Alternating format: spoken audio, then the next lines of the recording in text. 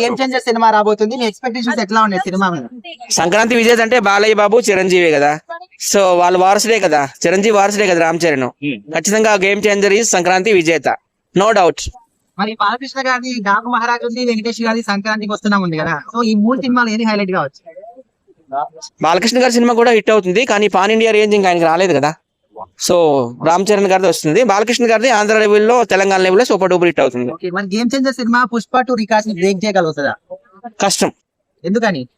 ఒకప్పుడు game changer అనుకున్నా గానీ పుష్ప ఏకం బాహుబలినే దాటేసింది. ఇప్పుడు ఆల్రెడీ 1500 కోట్లు కలెక్ట్ చేసింది, ఇంకా 2000 దాటుతుంది అనుకుంటున్నారు. అది దంగల్ ఏదో సినిమా, అది ఫస్ట్ ప్లేస్ లో ఉంది, అమీర్ ఖాన్ ది 2000, అది దాటేస్తుంది. 2000 అయినా వచ్చేస్తుంది. తెలుగు వాళ్ళ సత్తా బాగానే చాటాడు, ఏదో అనుకున్నాను కానీ ఫస్ట్ టైం నేషనల్ అవార్డు తీసుకొచ్చింది కూడా ఆయనే కదా.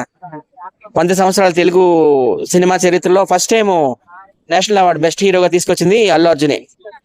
సో బాగుంది సినిమా కూడా, చాలా బాగుంది పుష్ప 2. అంటే సినిమాని కంటెంట్ పరంగా కాకుండా హీరోల పరంగా పోల్చడం కరెక్టేనా?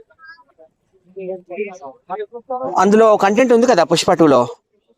ఒక భర్తని భార్య ఎలా చూసుకోవాలి, భార్యని భర్త ఎలా చూసుకోవాలి అనేది చాలా బాగా, ఏ సినిమాలు కూడా అంత బాగా అంత డెప్త్ గా చూపిలేదు.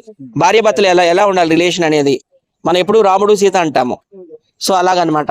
వాళ్ళు మనం చూడలేదు కదా సీతారాముల్ని, సో సీతారాములు ఎంత అన్యోన్యంగా ఉన్నారో వీళ్ళు అంతకంటే ఎక్కువగా ఉన్నారు. అయితే బెనిఫిట్ షోల విషయంలో పుష్ప 2కి క్యాన్సిల్ చేస్తారు ఇప్పటి నుంచి, మరి గేమ్ చేంజర్ కి మైనస్ పాయింట్ అనుకోవచ్చు. అది మైనస్ పాయింట్ ఏం కాదు, ఇప్పుడంటే ఈ బెనిఫిట్ షోలు వచ్చాయి. ఒకప్పుడు లవకుశ, భక్త ప్రహ్లాద, శంకరాభరణం టైంలో బెనిఫిట్ షోలు లేవు కదా. అయినా కానీ ఆ సినిమాలన్నీ ఖండాంతరాలు దాటిపోయాయి ఖ్యాతి విషయంలో. బెనిఫిట్ షోలు ఉంటేనే హిట్ అవుతాయని ఏం లేదు, ప్రజల భద్రత కూడా మనం చూసుకోవాలి కదా.